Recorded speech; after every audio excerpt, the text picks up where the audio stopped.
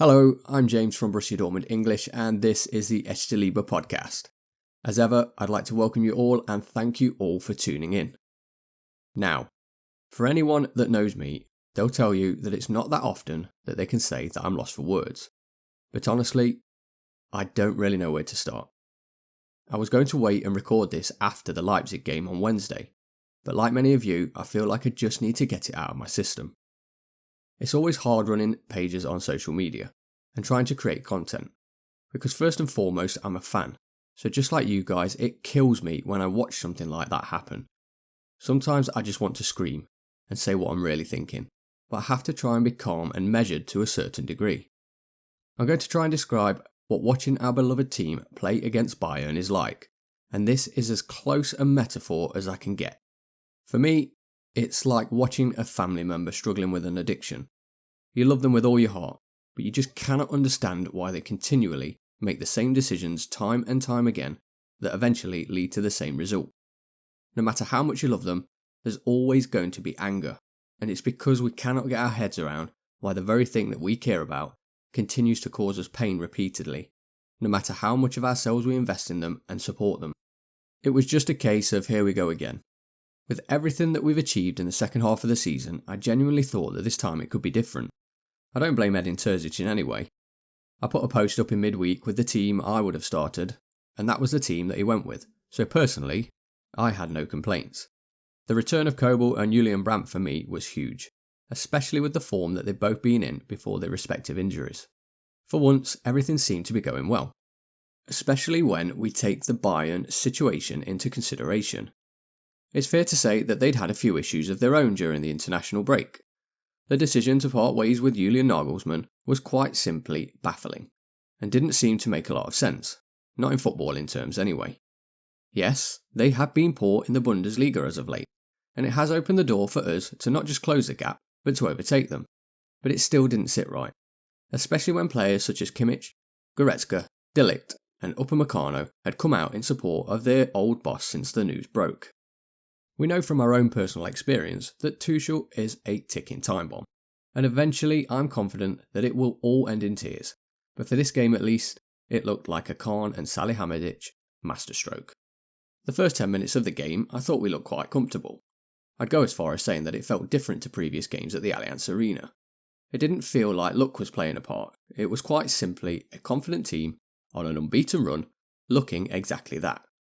If it wasn't for a last-ditch tackle by Matthias de Ligt, we'd most probably have taken the lead through Marco Reus, but not long after, disaster struck. A seemingly harmless ball by Upamecano looked to have been overhit, only for Gregor Kobel to come and meet the ball, swing his foot at it, and completely miss it. As we all know, it had enough pace on it to roll into an unguarded and empty net. Kobel has been nothing short of magnificent at times this season, and on countless occasions earning us points that have helped us reach to where we were before kickoff. So this one was a hard one to take. I'm sure if he was given the chance again, Gregor would admit that he could have just waited and simply picked the ball up instead of trying to meet it where he did and clear it first time. Even then, 99 times out of 100, he would have cleared it first time without any issues. I'm just sad that it had to be him, but there always seems to be a mistake in the Klassiker that starts a complete capitulation for us afterwards. And as usual, it happened all over again. Just 10 minutes after that mistake, we were 3-0 down, and even the most optimistic of us would admit that after 23 minutes, the game as a contest was completely over. I know it seems hard to believe, but there were a few positives. The main one for me was Donyell Malen. He came on at half-time and he was one of, if not the only player that didn't seem to have given up. He continually picked the ball up and ran at and attacked the Bayern defence. He got a more than deserved goal in the 90th minute that made the final score seem not nearly as bad as it could have been. The other positive that I'm trying to take away from the game is the fact that after the disastrous first half, we actually went on to win the second. Although it started as poorly as we could have ever imagined, we managed to claw ourselves back into it thanks to Emre Can's penalty and the Malen goal that I've just mentioned. That's the type of mentality and belief that we need after the very first goal in games like this. What is interesting though are the post-match comments from Thomas Muller. He said this: "The Dortmund players, I was having talks with some of them on the pitch who felt that they were the better team in the first 10 minutes of the game, but then they concede and it hurts. And then, in Marco Reus's post-match comments, he said this when questioned on the Kobel mistake. How should I explain that? Everyone saw the goal. Greg won so many games for us. It's bitter. We got in fine. You have to let the goal sink in first. Then we get to the second through a standard situation. Those two comments for me are indicative of the mental fragility amongst the Borussia Dortmund squad.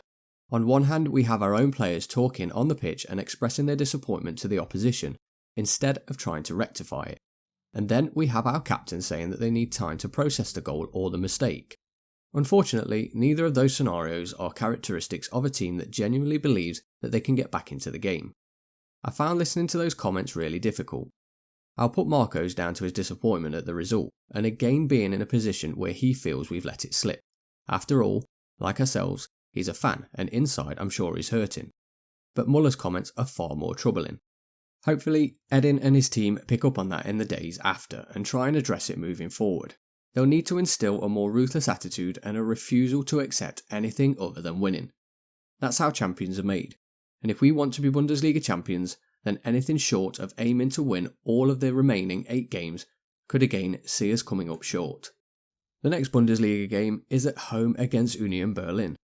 They are currently sat in third, only 2 points behind ourselves, so you can already see the scenario if we went on to lose that game. They won their last 2 against Eintracht Frankfurt and most recently Stuttgart, so they seem to have their confidence back after appearing to have faded away in the title race. It's yet another huge game, one that's now more important than the game against Bayern. That's done, it's dusted. We have to move on and move on quickly, because as fast as we've fallen into second place, we could easily find ourselves as league leaders once again. We have 8 league games remaining, where each one will become more important than the last. That in its own right is enough for us all to keep believing. Now, moving away from our dream of becoming German champions for the first time in 11 years, we have a small distraction and a chance to get back to winning ways on Wednesday. It's in a competition that I absolutely love, and it's against a team that I absolutely despise.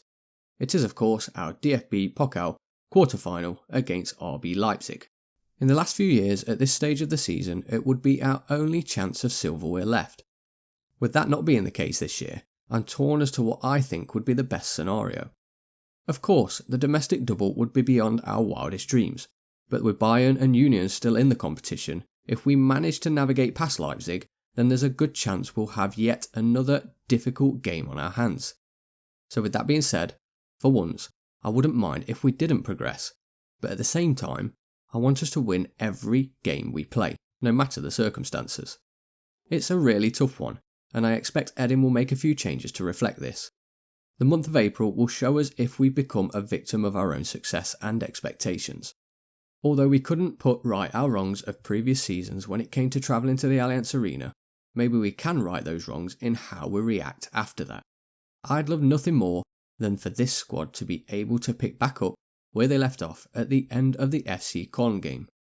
We need to find a cure for the subsequent hangover that a Bayern defeat seems to inflict upon us, and finally prove to ourselves that normal service at last doesn't need to be resumed.